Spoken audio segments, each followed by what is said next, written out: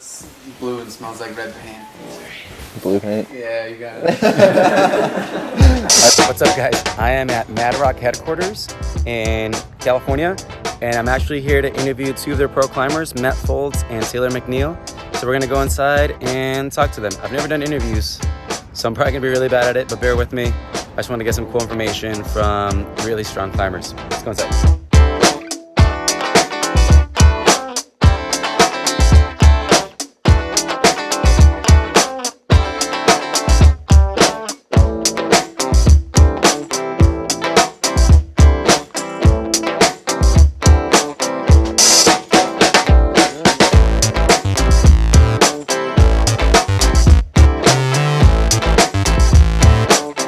All right, guys, so I'm here with Taylor McNeill. Let me have you just introduce yourself and go ahead and tell us maybe how long you've been climbing. Okay. And maybe how you got into climbing. So I'm Taylor McNeill. I've been climbing for right over 10 years now. I actually started climbing, I went to a boarding school my senior year of high school, and like the last maybe month I was there, we went to this climbing gym a couple times, and I really liked it. So as soon as I graduated high school, and moved back, I found another climbing gym, ended up there. And where do you live? I'm from North Carolina. North Carolina? Yep. Okay, cool. And that's pretty much where you've been the majority of your life? Or? More or less, yeah. What was the boarding school? The boarding school was called New Summit Academy, and it was actually in Costa Rica. Oh, sick. Yeah. And there was a climbing gym there?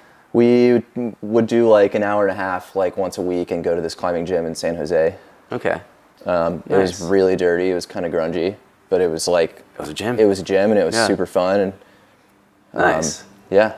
Oh, that sounds way more rad than what I was picturing when you said a boarding school. I'm like, oh, but it was unique, yeah. Cool, man. Do you speak Spanish? A little bit. I Picked up a little bit? Yeah, I lost a lot of it because I haven't used much of it since then. Okay. But got it. Oh man, that's gonna be loud. I actually don't know much about you, so this will be cool for me sweet, to get to know you. yeah. So one thing I asked Matt, because a lot of the times people in my gym will talk about this, we'll talk about how tall and how our wingspan is. Yeah. Do you know how your wingspan and how tall? Obviously you know how tall you are. I'm 6'2" and a half, and then I think I'm +3, so I have just under 6'6" wingspan. All right, I'm learning something about Big what bird. might help a little more to climb hard. So I'm 5'10", -2. Okay. Not bad. I'm still 5'10". There's people who are 5'8". I just wish I was neutral. -2 is like an insult to me when I'm a climber. I used to be a cross country runner, and that's when I found out they did respects for the college athlete website. -2 wingspan. Who cares? Yeah, it and I doesn't started matter. climbing, and I'm like, oh shoot, now I care that You're my wingspan now is it not the matters same a as my little height. more, right? I'm like, dang it, that sucks. Cool. That's something I was curious about. Cool, man. So you have good reach. We've got a lot of reach. Are you primarily a boulderer? Yep. Cool. Do you ever do sport climbing, multi-pitch trad? Not really, man. I mean, I've done a little bit of it. I might go sport climbing maybe once a year. Okay. Yeah. But you focus on bouldering? Mostly bouldering. I Got think it. it's just what inspires me the most. Definitely what I get the most psyched on doing is bouldering. Okay.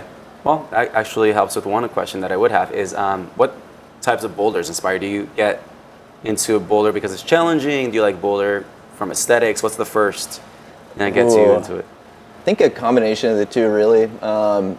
Difficulty is definitely one thing, but more for the reason that I find it more entertaining to be able to try something that's going to not necessarily be easy, but also not necessarily also the hardest thing for you. But aesthetics play a huge role for me. Okay. I want the king line, the pure blank wall, nothing else but the line. Yeah. Yeah. I think the challenge is definitely a big one for me. As far as putting in the work to maybe do something new, it's harder for me to want to put in all that effort into something that I think I might do first try or in a few minutes or something. It's more motivating to have something that kind of makes you work for it. Right. Yeah. Yeah. Nice. Are you working on anything right now? Do you have a project that you're stoked on? A lot. A lot? That's fun. One of the big ones for me is I've been trying this project in Joe's Valley for quite a while now. I think I'm on 27 days. Okay. Oh, yeah. You've been posting consistently about. Yep. Yeah. That's- And I meant to ask you about that because I keep seeing it. You seem pretty stoked on that. I'm really stoked. Yeah. Can you tell me a little bit about that climb? Maybe why you want it so bad, or maybe how you found it? Anything about it, really. I see you post a lot. It's like a really aesthetic wall. There's like, it's like a pure boulder problem. Like there's no way to exit. There's no holds that are like off. Like there's kind of just like, this is it. There's one way to go about it. And it's like 5 really hard moves and they're all in a row. Okay. And it was like a real process to kind of like wrap my head around the fact that like maybe I could climb it, because it took me 6 days to do the first move. So like, I think, and it was like 6 days over like a year maybe. So I like kind of would go back and like play on it a little more. And then there was like one day where like I finally like, I did all of the moves. I was like, whoa, like you could actually climb it. Like it goes. So at that point I kind of like dove in, and that was like, Okay, that's what got you super yeah, psyched. as soon as I realized like it goes, or like I could do it, I was like, well, like, I have to. Got it. Yeah, man.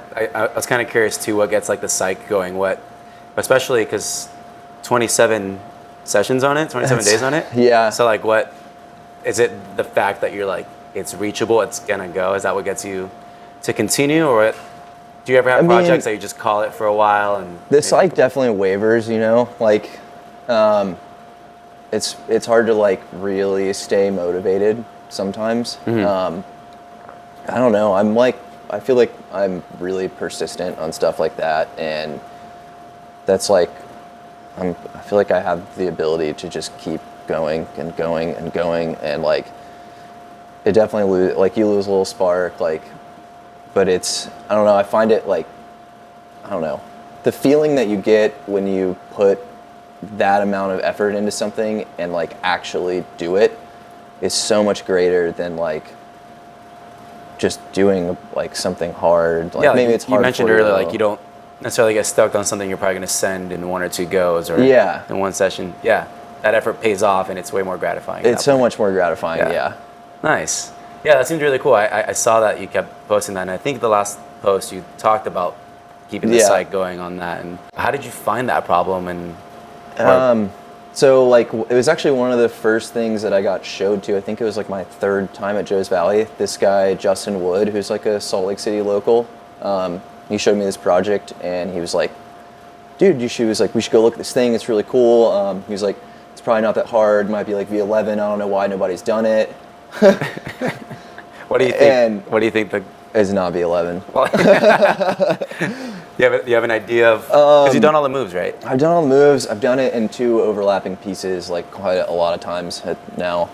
I don't know. It's at least V15. Okay. It might be harder. And how often do you get to go to this problem? I've been going, like, it's been like 2.5 years now, but I'll probably get like a month in the spring, and then like maybe a month and a half in the fall. The spring season's like a little more stressful, because you kind of have to wait for the snow to melt, and then once the snow melts, it's getting warmer, so like, okay, there's a very small window. You're like kind of battling against the time, and then like you start getting epic and like waking up at 5 a.m. to go get it before the sun hits it. And, okay. But the fall is like a lot, like you get a lot more time. Okay. And do you think this year? I hope so. This is the year? I got a good feeling. I found, or my buddy Isaac actually like found a slightly different way to do like one of these moves that doesn't, I don't think it makes it easier, but it makes it higher percentage. Right. Okay. And I mean, we figured that out like, it was like day like 21 or 22 or something. Okay. So I got good, yeah. I'm feeling good about it this year. Nice. Do you do anything in particular you said you don't train a lot or train, but are you doing anything for this climb when you're not there? Are you working climbs like it, training in the gym for it? I feel like what helps me the most is whenever like I'm gearing up, like it's starting to get time of the year to go try it, I try to just build my confidence up. So I think that plays a huge role in like, if I feel like, I don't know if it actually makes a difference, but if I feel strong and I feel like I've been climbing well, like my mental state is so much better to be able to go there and like really dive in on this. So this past fall when I went and tried it, the like 3 weeks before I went to Colorado and like handpicked a bunch of boulders that were fairly difficult, but also things that I thought I could do in like a session or two. So I just wanted to climb a lot of things that I thought I could do to really like help me mentally like prepare for it, and not necessarily like they weren't the hardest things for me. Yeah, like but they were a lot like of them were confidence my boosters. style. So Okay. Got it. That makes a lot of sense. So as far as training, would you even say you train? no, Do you just climb outdoors? You ever climb in the gym? I'll climb in the gym. But you're usually just on the wall. Yeah, usually only if the weather's bad. Like, Okay. I mean, I go into the gym and just like I'll just climb around. Like, Okay. I'll pick some hard problems. If I'm lucky enough to like be in a gym that has a lot of hard stuff like that's been set, like I'm psyched to climb on those. I'll end up on the spray wall sometimes, and I'll just make up like 3 or 4 move like hard boulder problems, Right. and just try or I'll just try like single hard moves sometimes. But rarely do I like actually like train or hangboard or do anything of that sort. Okay. So have you ever at any point hangboarded or even used maybe like a tension moonboard? I have. It was just never part of your training to send I projects. would or always anything? get injured. Okay.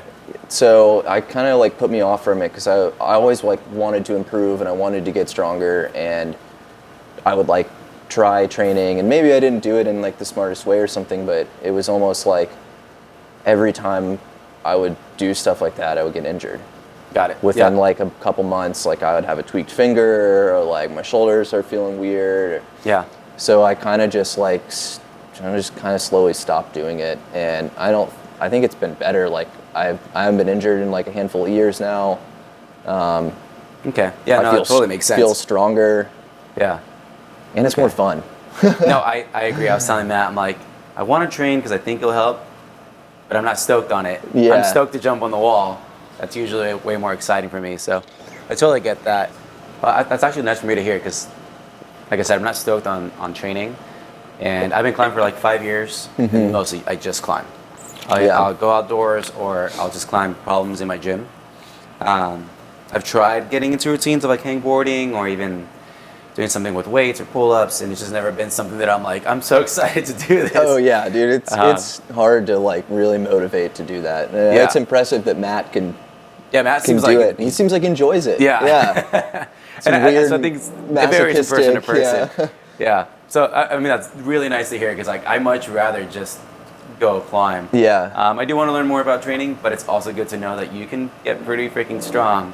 I think just there's climbing. something to be said too for just like understanding the way that you can move your body and like focusing more on subtleties and like learning how to move like on rock. More technique. Yeah, more technique, and like I've almost always found that like with more technique I can get around like having to be really powerful. Right. Yeah, that makes a lot of sense. That's kind of what Matt mentioned too, is like before you even strength train or do any type of training, you should have a really strong technique base. Like, Yeah. just work your technique, and then if that's, near being really good, Yeah. then maybe consider training. But so technique. Okay, that's good to know. Technique is definitely like probably should be the best priority. And how would you say is a good way to work technique? Do you do anything in particular to do that? I don't know. I think a lot of it where I was able to learn a lot of it from was actually from being injured, because you can't necessarily like push your body to the same limits, and like kind of climbing around injuries, like, because I mean, you know how it is, you can't just stop climbing. Like even if you're injured, as long as it's not like debilitating, like you still want to go climbing. Definitely. So I had like this 3-year period where it was like one after the other, and I more or less like climbed around all of them, and it consistently made me figure out different ways to do things that were more efficient, that were easier, that were like less hard on my body. Right. And I think like honestly, people who start climbing and they're really strong off the bat probably develop worse technique. Because they can muscle things out. Because they can just squeeze power through it, yeah. You know, that's why I think a lot of time when I see, because we work at a gym, and when you see a lot of new female climbers, honestly, a lot of time I feel like they start off with far better technique and they're way smarter on the wall. Oh, yeah. They're not trying to be these. They're not just macho ripping guys. through everything, yeah. And I mean, those guys, you just find out that they have no endurance. And Yeah. don't get it. But yeah, they can do pull-ups on these things. But yeah, I totally No, I think have seen that. I think there's a lot to be said for learning how to climb when you are not strong. Yeah, I agree. So technique should definitely come first. That's good to know too. From injury, you almost benefited in a way because it forced you to have better technique. I think so, yeah. Nice. Most of the questions I want to ask are things that people have asked me or that I just see a lot online and things I've looked up online. So I'm right now going to post a video on climbing shoes. Okay. Basically how to pick a climbing shoe. So I'd like to know what your favorite climbing shoe is, why, and maybe how you would go about picking a shoe if you don't know any. I think a lot of picking a shoe goes towards like, I mean, everyone's got like different foot, and finding what fits you the best definitely like goes a long way. I think my favorite shoe is definitely the Drone. I really like heel hooks, and I more or less try to heel hook almost everything if I can. Yeah, same. And the heel hooks on that are unmatched. Like with almost any shoe I've ever worn, like they're just like, they're amazing for heel hooks. Yeah. I have the same experience. Yeah, you know what I'm talking about. Yeah, Then. Yeah. That's my go-to shoe, and the fit. I mean, one of the reasons the heel works so well is the fit. Yeah, it's fits, so nice and snug. It fits really well. There's like no dead space. It's like And snug. That little edge on it too. Oh yeah, it's dude. clutch sometimes. Yeah. When that lands on something, you are on the wall. Right. When there's nothing for it to land on, it's just it's still, like any heel. It's as good as any heel. And I at first like I thought maybe like for like big round like smeary heel hooks that it wouldn't do as well because there's less surface area. Right. But I had never noticed that. Yeah. And then when there is something for it to catch on, Oh, for it's sure like no other heel better. can match it. Yeah. I agree. My friends used to always, before I had drones, my friends used to tell me the same thing. They're like, "There's nothing better than a drone heel." I'm like, "You guys are just fanboys." And then dude. Yep. Same here. got I thought the drones, and same I'm like, thing, man. And now I've worn probably at least 10 different models of shoes, which is more than most, but maybe not a lot. But anyway, if I had to pick one shoe and I didn't know what I was climbing that day, I would always take drones. That's like my best all-around send shoe that I can project in and probably send almost anything. Toe hooks are super comfortable on it with all that rubber. Also, the shoe is just really comfortable in general. Yeah. Which is kind of hard to find in a climbing shoe. Yeah. So what would you say is the number one thing you look for in a shoe then? Would it be the fit? Function? I would go more towards function than like the fit. Obviously, finding something comfortable is nice, but I'm like, if it works, I don't really like. It doesn't matter to me as long as it works well. If it works, it's okay. If it's a little uncomfortable. Yeah. Okay. That makes sense. Cool. Yeah, it's funny. This almost feels like an ad for drones now because you, me, and Matt all prefer it. But it's a really good shoe.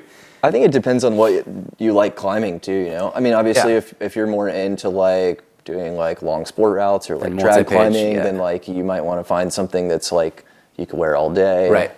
Definitely. And I think that's where function comes into play. Like that you need a different function for that. You need a different shoe for what But I think for bouldering, for bouldering, the drone might be the best all-around shoe that at least I've tried. I've yet to find something that I felt like I couldn't do because of the shoe. Yeah. That makes sense too, especially because a lot of the time if something's an issue, it's not usually the shoe. No. And even then the drone Sometimes you like to blame other stuff, but... that's actually one fun thing so like I said, I'm making a video on climbing shoes, and one thing I threw in there that I think is important is I mentioned that I've tried maybe 5 or 6 brands. All the rubbers I've tried are sticky.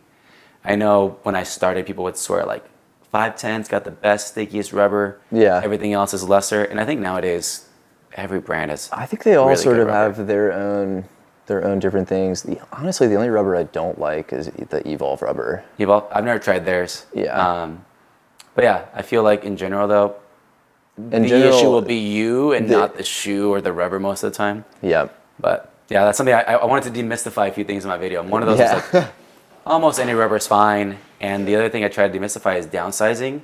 it's like, yeah, you want a snug and tight fit, but I know people used to tell me to like go so tight, and I think I ended up with a couple shoes that were too small because people would tell me that so much. It's something that like your first couple years, like you're like, they're supposed to hurt, it's supposed to suck. And now I'm like, I go maybe a half size bigger, and it's still really snug, still my toes curl, there's no dead space, but I'm more comfortable. Oh, I've progressively sized up too. Yeah. Over the years, like I feel like my shoes have gotten bigger and bigger, and I've noticed no difference in performance. Just more I feel the same way. comfort. Yeah.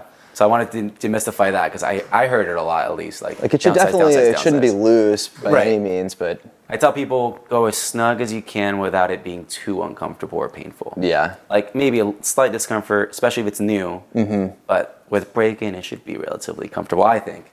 Because I don't think it's affected my performance too much if it's I usually have comfortable. one uncomfortable day when they're like brand new. Yeah. Like you do like one session and then they go on easy, they feel nice. Right. Little break-in period. Yeah. Chalk. Do you use any particular chalk? Do you find differences between using like Friction Labs or using anything? What? Yeah, What do you think about chalk? I prefer the Friction Labs. I think it does stay on longer. I think it works a little better. I mean, they say that it's more pure. Right. I really like that. I'm like very methodical too with like the way that you apply it and everything. Yeah, Do you use liquid chalk? No, I have like kind of dry skin, so the liquid chalk usually like makes my skin too dry and kind of cracks me. But I'm very much like, I'll chalk up, I'll like sit there and like rub, make sure each finger's coated like really nicely. I'll make sure that I don't touch anything. I'll make sure that as soon as I touch the wall, I'm ready to pull on, that I'm not like, I'm not like grabbing the holds and then settling down and then getting ready and then pulling onto the wall. I'm like, I'll sit down first. I'll often even like put my feet on the wall and then like make sure I'm still chalked and ready and then touch, go like immediately. I have tendencies to do Yeah. most of those things. What do you like? Do you like Unicorn Dust, Bam Bam, Gorilla? I like chunkier, I finer? usually like the Bam Bam. Bam Bam? Yeah. Cool. Yeah, I use Friction Labs too, but that's something that people have always talked about. Like, does it make a difference? But I think the main thing that you said that I've noticed is that it stays on longer. Yeah, it seems to the other ones might last work as well, longer. but it stays longer. Yeah. So especially on a longer problem with more moves, that's better. Cool. And I feel like it stays on longer in a way that it doesn't just like cake onto your skin. Because I've tried other chalks that like, it feels like there's almost this like layer over your hands. Right, which could almost also cause you to slip. Yeah, which is like not necessarily what you want. You just want like that thin, dry layer that's gonna like stay on for as long as it can. Okay, cool. Yeah, I forgot to ask Matt that, but that's something I was curious about. People will talk about chalk. In a future video, I actually want to get a bunch of different chalks. Yeah. Put them in unlabeled bags. Have people try them out. And just curious, because you know, if people like, let's say we had you try it, then hopefully you would say, Friction Labs, but what have you found out? Like, yeah, this is definitely Friction Labs, and it wasn't. You know, that would be interesting. So that's something I want to do later on. I think. Yeah, would be the kind of fun. placebo experiment. Yeah. Placebo, blind test. Yeah, that would be a lot of fun. When you're out projecting, what's in your backpack? What do you usually have with you? Yeah. I carry way too much stuff usually. Yeah. Depending on the day, I mean, I have like chalk bag, I have like some sandpaper, nail clippers, tape, usually a lot of brushes. Why is that? Do you have like particular brushes that you use for particular types of holes? I feel like I just destroy brushes. Okay. Yeah. So it's usually like sometimes I end up with like a bag full of like half-used like sticks with a little bit of bristles left, but okay. I'll usually bring 2 pairs of shoes. I'll usually bring one that is usually both drones, one that's pretty new, like just broken in, and then I'll have another pair that's like maybe kind of on its way out, but they're a lot softer. Right. And I've then seen that like before. I can kind of pick and choose like which one I want to use depending on what I'm climbing on, like whether I want my shoes to be a little bit softer or a little bit stiffer for like smaller like chip feet or like bigger smeary feet. Right, that makes sense. Cool. Lots of layers usually. If it's cold, I bring the down booties out. Yeah, a down booty's nice. Yeah, That's something I should those get. are really nice in between goes. Is there anything else that's like not typical that you think you carry in your bag? Maybe something unique to you? I usually bring like a towel, just like a little like to slap the holds like they do in font. Yeah. Have you ever had someone like hold up something to shade a hold? Oh, Like, absolutely. Yeah. Yeah. Does that make a difference sometimes? I think so. Cool. I think I was so. curious Yeah. about that. I had someone do that for me on a climb once, and they were like, "Doesn't make it." I've seen it.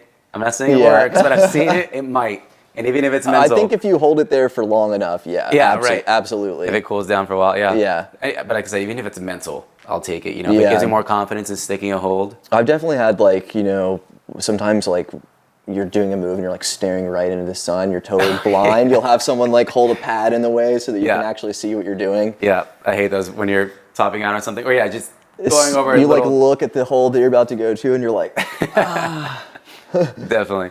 Okay, so you don't train much. Do you watch your nutrition? Do you have any nutrition tips? dude, not really. No. Do you eat meat? Yep. So you just I'll eat almost anything. okay. Yeah. Do you think about what you're consuming? Do you have like a meal that you go to for your send day, your project day? Not really. No. Man, so you're just strong, just living your normal life. I was really skinny before I started climbing, and I've actually like gained weight throughout the entire 10 years I've been climbing. Okay. I think I climbed my first V14 at like 145 pounds. That's and how it much wasn't I weigh. like, It's taller. yeah, but Dang. it wasn't like I was like cutting weight or like anything. Like I think I weighed like less than that when I started, and Right. I just have slowly like I think packed on more and more muscle over the years. Okay. I have a really fast metabolism, so I think that, like, I mean, obviously, if I eat like shit, like I feel like a little less energy, you know. So I try to eat like not bad foods, but I also don't really pay attention to what I eat so much. You're not counting calories, making sure you're getting protein. No, like I mean, I'll eat a cheeseburger or some fried chicken. Or Do you take any supplements? Like, have you had protein or collagen or anything like that? I'll take protein sometimes. Like, I find that the protein actually, like if I do like a protein shake after a long day, I feel like it helps me recover better. Mm-hmm. Like I feel less tired and less wrecked the next day. Yeah, that's actually why I started taking protein. I heard people mention that they noticed a difference in recovery. And I'm like, I always thought just like getting stronger. Yeah, like, oh, you get your protein to like build your muscle. Yeah, and but like, recovery I've heard recently is better. I'm like, I want to recover better. So I've started trying it. And no, I think that makes a difference. I'm by no means consistent with it. Okay. But I'll do it sometimes here and there. Got it. Cool. I feel like maybe a lot of the training and nutrition things are dependent on each individual. Yeah, but it sounds like for you, you got it almost easy, almost. Almost. I think different things work for different people. Yeah. You know. That's cool, man. And it's kind of like you got to listen to your body and figure out what works for your body. Right. And like for some people that might be like training really hard and like eating really healthy, and they really notice a big difference in that. But But for some people, it might lead to injury or or maybe not necessarily as much of a difference and insignificant. Yeah. No, I like food too, so. Yeah. Oh, I don't really want to sacrifice it for something that I can't see the difference in. Yeah. Do you drink beer or coffee? Oh, coffee fiend, and I'll drink a little bit of beer here and there. Okay. Yeah. Like coffee daily? Oh, every day. And do you feel like, have you at all noticed a difference if you have caffeine or not for climbing? If I don't drink coffee in the morning, I'm useless. just in general. So like not in even climbing wise. like I won't be able to do anything. Yeah. Got it. And then do you ever drink beer when you're projecting? Ooh, not really. Okay. I mean, like it's more of a casual. Yeah. You're out. I'll have like a beer at the end of the day or something. Okay. I mean, sometimes like if I'm just out having a fun day or something, I might like drink a beer near the end of the day and still be climbing a little. But I don't think I'll ever like be like, yeah, I'm gonna drink this beer and like give some singos on my project. Right. Okay.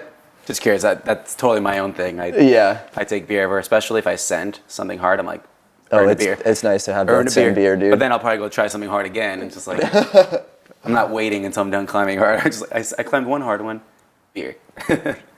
I mostly climb. Recently, I've been climbing around the 7-8 range. Mm-hmm. This guy will proudly say for me that I got one V9 outside, and I want more. Before I call myself like a 9 climber, like I want it's a few more, but.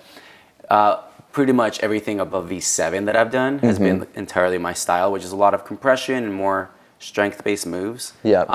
My crimp strength is pretty I don't think it's on par with the rest of my skills in climbing. So I'm curious if you have any tips or what you would recommend for someone like me to increase like that contact strength and the tendon strength, because my cramps are pretty. You and me both, man. I'm not very good at crimps either. I don't really like crimps that much, so I kind of try to not necessarily stick more to your style. Avoid them, but yeah, I just enjoy climbing on my style. And for me, it's more like the line that I see, and if the line is really sick and it has crimps, like I'm gonna try it. But generally, what I'm attracted to climbing is not those kind of lines. Right. Okay. I think as far as progressing, though, I feel like people sort of underrate like the tactics that they use to go about like projecting. I think that goes a really long way. And so what would you say those are for you when you're projecting? What's your attack plan? Sort of like being methodical, like I was saying with like putting on the chalk. It's like giving yourself every small advantage that you can to send. It's making sure, not necessarily like timing your rest, but making sure that you're resting long enough in between goes. If you're sitting on the ground, like making sure that you know exactly what you're doing when you're getting on the wall. You're running through all the moves in your head. So you get on the wall and you're not hesitating on any of the moves. You're not thinking like, oh, was my foot there? Was it there? Sort of like knowing when you should try something from the bottom, or knowing if you should maybe try that move a couple more times to figure it out. And then like how long you rest in between goes, paying close attention to how your skin's doing, being careful not to split, because if you split, you're kind of screwed for like, I feel like I could talk about that for a long time, I think. Split skin? Yeah, I just like the tactics, I feel like that's what has gotten me a lot of success over the years. Okay. So that makes a lot of sense, giving yourself, like you said, almost the best opportunity every go of sending. Okay, so rest periods are important. Knowing your beta, dialing in mentally is important. Your chalk, your shoes. What else do you think goes into that? Do you sometimes bring another person to see if they might find their own beta? Because I know that happened on the project. Yes, dude. I mean, that's like, for me, if I'm trying a project or like something that might be a first ascent, dude, I hate trying it alone. I don't want to be there alone, because you ever get stuck on a beta? Yeah, dude. It's so easy to get like stuck in your own mind with like, because like you're saying like you don't really like crimps, or you're maybe not as good at crimps. Like I feel the same way, so I'm more inclined to think like I'm not going to grab that crimp. I'm going to grab this hold that's like a sloper or something.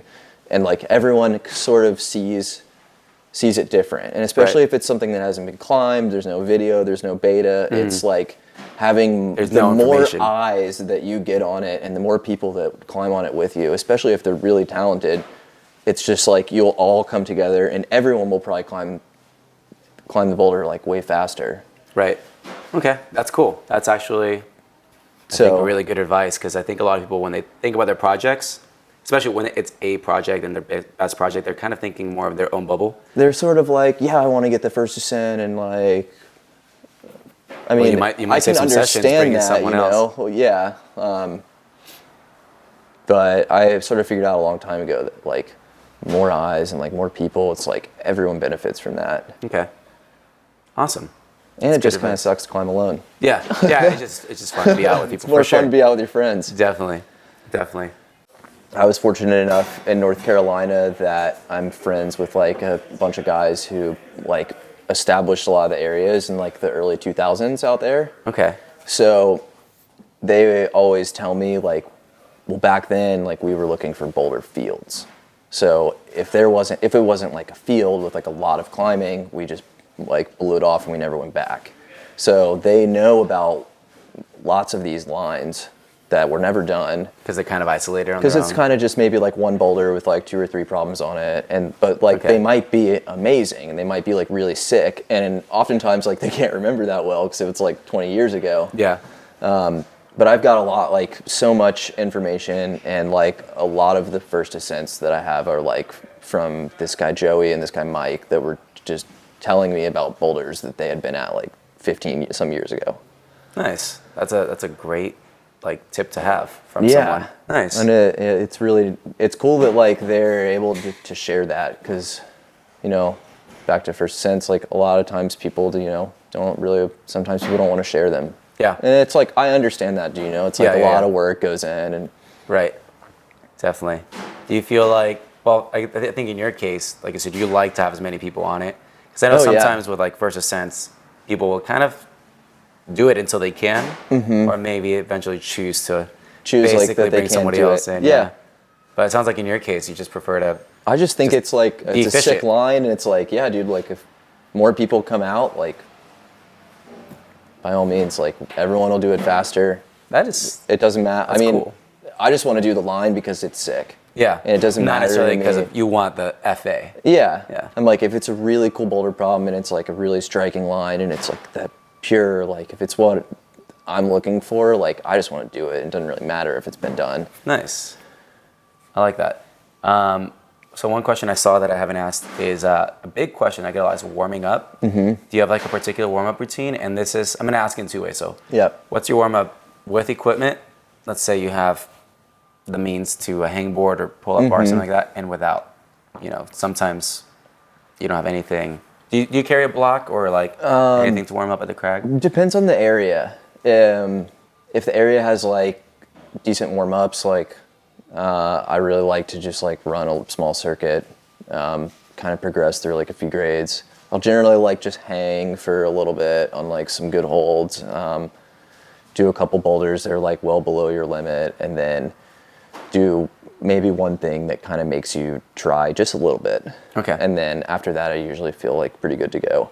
But that definitely like depends on where you are, because sometimes you end up in the middle of nowhere and there's And like your one climb is the boulder only problem, thing.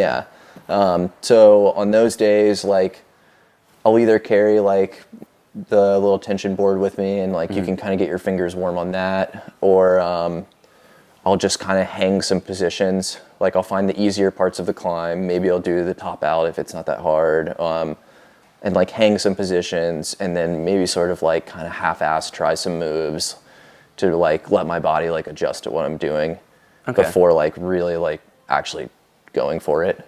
Got it. So you primarily prefer literally getting on the rock and warming up during climbs. Okay. Yep. Cool. Do you ever do like any just like moving your body around, just swinging arms? No, not really. Okay. Not much. So you're rather engaged just in climbing, and Yeah. that makes sense, especially if you have the opportunity to do so. Yeah. Okay. So I'm going to ask you just a few more questions. What's your favorite crag like in the world? Favorite place to climb, boulder? You can climb only one boulder place. Like one single area? Yeah. Oh man, that's a loaded question. You can give a few. I kind of gave a few. I don't know, man. Like, I mean, North Carolina is really special to me, but there's not a lot of big areas there, so it'd be really hard to pick any one of them. I really like Rocktown in Georgia. Rocktown in Georgia, okay. It just kind of has everything. There's a lot of climbing, and it's really spread out. Or I mean, it's not really spread out, but it's like, I feel like it's the perfect density of like boulder problems to where like they're not so close together that if there's a lot of people at the area, it feels really crowded, but they're also not so spread out that you have to hike forever to get to everything. It's like this perfect density where like you don't really feel like you're in a crowded area, but at the same time, like everything's really good. Okay, Rocktown. I haven't heard of that one. If I'm ever in Georgia, I'll check it out. It's good, man. Pretty close to Chattanooga area. Okay. Yeah. Cool. And then have you climbed outside of the U.S. much? I've been to Fontainebleau once, and then I've been to South Africa. Rocklands. Yep. Nice. So yeah, Matt's answer was Rocklands as number one. It looks pretty incredible. Did you ever compete? A little bit. A little bit, like bouldering competitions? Yeah, I've done like a handful. Okay. I was never very good at it. Did you do it recently, or was it like a while back? I'll still do I'll probably do like one or maybe two comps a year. Okay. Because I know they've just become way more like acrobatic. They've sort of drifted a little more and more away from like outdoor climbing, and also like because I don't train and I don't necessarily climb in the gym that much, like it's gotten harder and harder for me to like do well. And honestly, I never really did that well in those comps. Yeah, and a lot of people know the holds and are Yeah. familiar with them. And for you, it's I think probably you, important. in order to do well, like you really need to spend like a lot of time in the gym. Yeah, no, that makes sense. And that's just not what I'm the most psyched on. It's not like, Yeah, it's not where your time's being invested. I just want to do the king lines. Yeah. What do you think about climbing being in the Olympics? I think it's awesome. Yeah, I think it's like going to bring a lot more people to the sport. It's a little concerning at the same time with like access to like more sensitive crags and like people like finding the right way for people to like ease their way into climbing outside and like understanding. Right, there needs to be like education on etiquette and ethics. Yeah. Yeah, that's something I hope to do with this channel too, is maybe be someone that can provide that kind of stuff. Yeah, I feel like the mentorship aspect has just slowly been a little like less and less like. Oh, it's just more important now than ever. Yeah. Because more people are getting. Because there's so many more people. Yeah. But I know that when snowboarding went into the Olympics, I think it was like 10 years that's ago. the comparison I've seen for climbing. It's been like there was like a 10 to or 15 to 30% increase like every year in people joining the sport for like a decade. Yeah, and I feel like without the Olympics, climbing was already almost trending like that. Yeah. So I think with the Olympics, it's Yeah. going to bring a lot of people at least into the gyms, and therefore a percentage more outdoors. And yeah, I think it's important if we can get gyms and hopefully channels like this to create videos and education on etiquette and Yeah. And I know take care of like crag. I think it was Black Diamond did that like Gym to Crag series like some years ago. I think things like that are really important. yeah, for To sure. like teach people and like give them like, because I remember I had been climbing for like 4 months and some guys took me outside and they like showed me around and they were like, this is this boulder problem, like this is this boulder problem. And I was like, well, how do you know that's what that is? Like, how do you know what grade that is? I was like, why doesn't somebody just like paint that on the rock? And they were like, whoa, whoa. Not okay. Yeah, and to me that just seemed so logical at the time. Like, why? Right. Like, just write it on there. But yeah, and it's things like that that like you don't fully Right, if you don't come from that understand. world, Yeah. it's completely foreign most of the time. Yeah. So to have like guys there to like show you like, oh, this is the way that it is, and this is like how we respect the area. I think that's really cool. Yeah. To like have that mentorship aspect. For sure. Actually, speaking of WECO, and that reminds me, I think honestly maybe even guiding is going to become a more prominent thing in some areas, because you need a guide in certain parts of WECO, and that kind of helps because they can know all the information and what's okay, what's not, they can educate people. Yeah. But I feel like that's almost going to possibly be a thing at more popular cracks too. Yeah, and it might be beneficial. It might end up like being necessary at more places as they get like more and more crowded. Right. Hopefully not so required, Yeah. but it might be a beneficial thing as some. Yeah. I think mentorship is something we didn't talk about, but that, like talking with Matt, talking about developing technique, it's nice to have someone who knows what they're doing watch, because you might not be catching something that you're maybe not doing efficiently or well in technique. Yeah. So maybe just having a mentorship and seeking out somebody who's experienced and been climbing a lot is also really important and recommended, not only so you can get better as a climber, but maybe if you transition outdoors. Yeah, I would definitely recommend going with someone who knows what they're doing. Of course, especially if you're going rope climbing. Yeah. Please, God, go with someone experienced. Yes. Rope, even especially trad. Pretty much everything. Yeah. I mean, even for bouldering, I think a lot of the time, I think a big thing in gyms right now with spotting, a lot of gyms don't allow spotting. Our gym does, and I think one of the reasons that's important to teach about is because some people will not spot appropriately and instead create a situation where two people are in a bad scenario rather than just the one. And I always think about that because I remember when I took like a wilderness first aid class, like I've always learned that as a first responder, someone like that, you're not supposed to necessarily get involved if it's likely to create two people that might now be injured or in trouble, or more people. So it's just like same thing with spotting. It's like, well, if you're not putting yourself in the right spot or doing something properly like that, you might want to learn when it's okay to spot, when to not, when it's better just back off. Like a lot of time I'll see people on high balls and somebody's already 20 feet plus. From my understanding, there's nothing you can do after they're like past a certain point. Like maybe be nearby to maybe you can catch a head, Yeah. but you're not going to catch a body. Make sure that the pads are just underneath them. Exactly. But you're not going to catch somebody. No, there's I not see a people whole directly lot, under. you know. You can give someone a shove if they're like, you know, maybe going to come just off the back of the pads. Like you can kind of direct them a little bit. But You're almost more towards the edge, watching the head and the landing. Yeah. But yeah, sometimes I would just see things that scare me. And I'm like, you probably shouldn't be where you are. Climbing's dangerous. Yeah. Yeah, it's always good to remember.